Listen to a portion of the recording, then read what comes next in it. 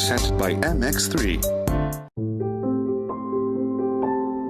Most of us observed the world change in the past months, but medical frontliners found themselves alone at the center of it all, braving and adapting for everyone's sake.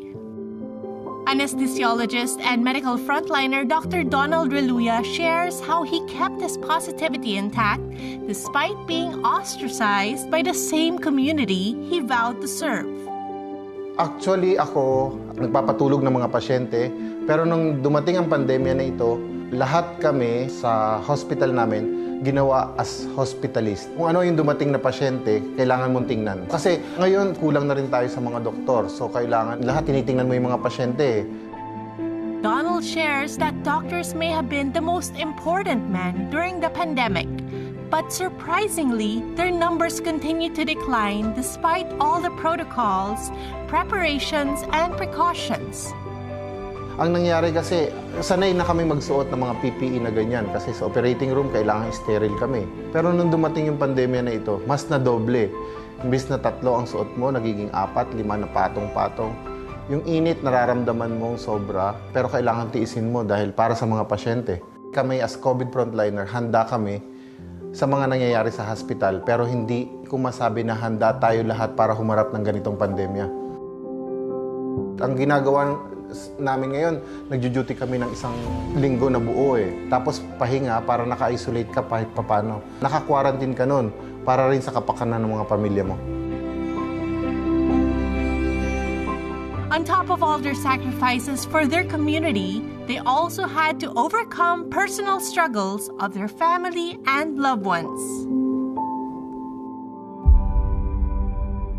Tumitingin ako ng pasyente, inaalagaan ko yung ibang pasyente, pero hindi nila alam, pagkatapos ng duty ko, yung pamilya ko naman, kasi isa sa pamilya ko nagkaroon din ng COVID. Bilang isang doktor, tsaka sa isang kapamilya mo, ituturing mo na rin siya na pasyente mo. So sa awa ng Diyos, sa 1 linggo, nakarelax naman siya. And then, after second swab niya, nag-negative naman siya.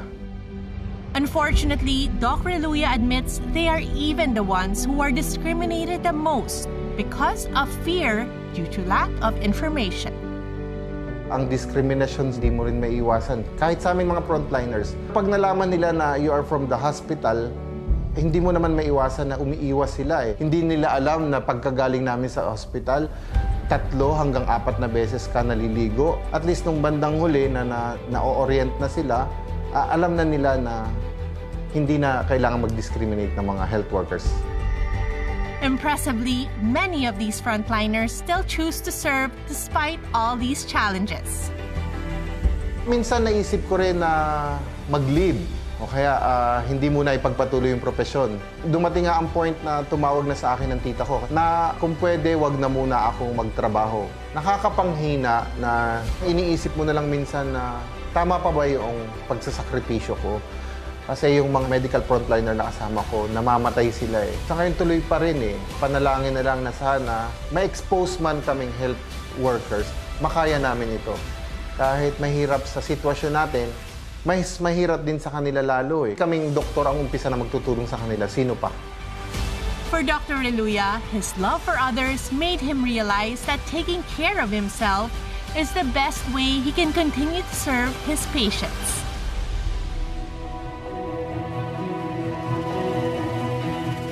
Para sa sarili ko naman, pag nagkasakit ka na tapos dinagdagan mo pa ng stress, babagsak talaga yung immune system mo. So ang ginagawa ko na lang sa pag-uwi ng bahay, ito, yung mga halaman ko, yan yung isa sa pampatanggal ng stress sa trabaho namin.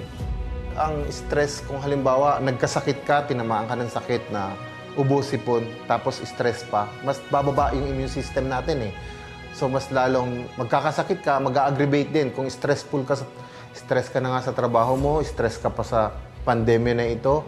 Donald Reluya proudly admits he is taking everything he can to ensure a healthier immune system. Marami naman tayong kailangan, mga vitamins na iniinom. Ang food supplement na ito makakatulong. Tulad ng MX3 na ginagawa ko. Araw-araw umiinom ako niyan. Isa sa umaga, isa sa gabi bago matulog.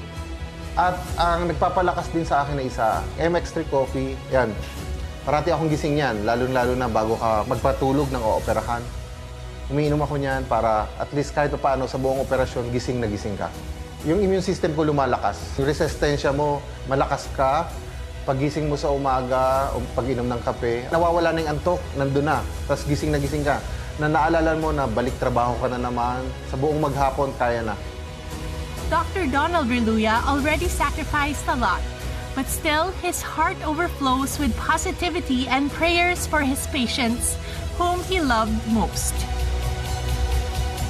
Sa mga pasyente, tuloy lang. Tsaka huwag mawalan ng pag-asa. Isang dasal lang.